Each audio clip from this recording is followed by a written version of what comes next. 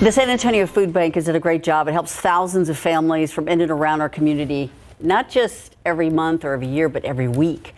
And in the summer months, the need seemingly only grows. That's right. There are so many ways to step up, help out, and to talk about that need and what you can do. Michael Guerra with the Food Bank joining us live. Good afternoon, Michael. Thank you for joining us.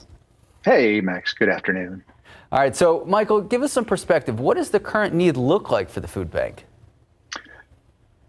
You know, I know we've been a little quiet, but during this time, January, February, March, one big thing happened, and that was a rollback of some pandemic benefits that people got as a part of their food stamps. But what we're hearing from families is it's really the challenge of working but not having enough money, or working and getting less hours. Those are the top two reasons we're seeing more people. And just to put a number around that need, February to March, we saw 38% more people asking for food. In sheer numbers, Max, that's went from about 175,000 unique individuals in a week to 234,000. Okay, so that's a big jump, just February to March. And as I said, there's some particular reasons around just not making it to the end of the month and not getting enough hours that are driving some of that need. Michael, the summertime is also kind of a tough time for families. We know it's going to come every year, but we also know the food bank usually has to cover that gap of the food that families generally get at their school districts and what they have at home in the refrigerator. How can we help, I guess, in that particular time of the year? Well, you know it well, you described it. It's about 20 million meals that kids who are in low-income families that they'll miss in the summer when they're missing that breakfast or lunch in a free reduced way at school during the school year.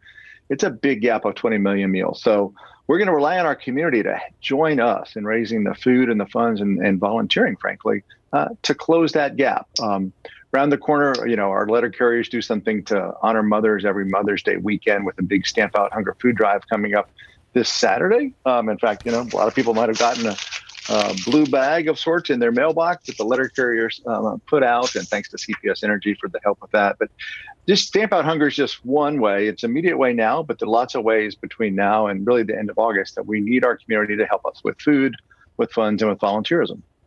Now, I don't want to be a damper, but this morning the Consumer Price Index was released, and per the CPI, food prices are up more than 7%. So, are you guys feeling that effect? I know you said you saw an increase to 240,000 or 234,000 unique individuals a week, but when that CPI number increases, food gets more expensive.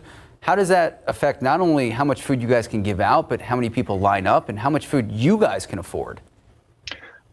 Yeah, it's an unfortunate bind right now. Need trending up, especially as we get towards summer, but already trending up with the summer not even here yet.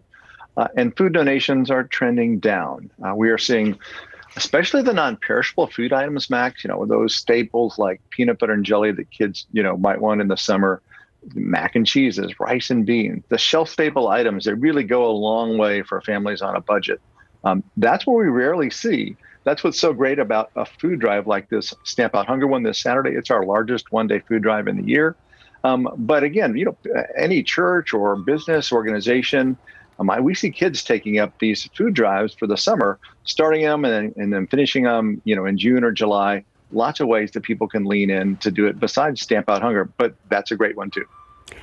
Talking about the price of food affecting everyone, it makes you have more customers, but it also encourages people to donate, make a cash donation of some sort to the food bank, because from what I understand, you guys have better buying power than I could offer at the grocery store. Not to diss our grocery stores or anything, but you guys have some very deep discounts you can take advantage of.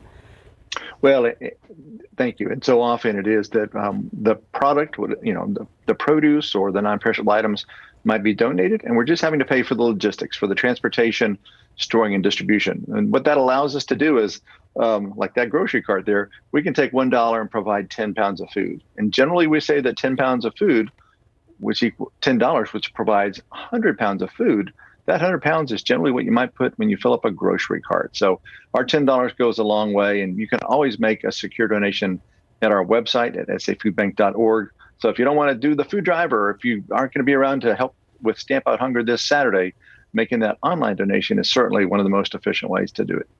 I also think, just as a mother, filling up that bag inside the house in front of your kids and putting it out for the letter carriers is actually a really good idea to show kids this is what you do, because it's very visual for them to take it out of the pantry, put it in the bag, and stick it on the curb. I think it's the best, teaching our kids those little, lessons and doing that together, seeing the letter carrier pick it up and thanking the kids as they're grabbing that and taking that away. I mean, there's joy, I know, on the letter carrier side when they see that. But it's the way that we build our community up. We're not going to solve hunger by a canned good. It's really going to creating families and communities of conscience and people who have compassion. And it's a great way to do that. So thanks for calling it out. I think it's perfect. All right, Michael Guerra with the Food Bank. Thank you so much. Hopefully we can get someone out there this Saturday morning, talk to you guys about stamping out hunger. Thank you, Michael. Good luck. Thank you all.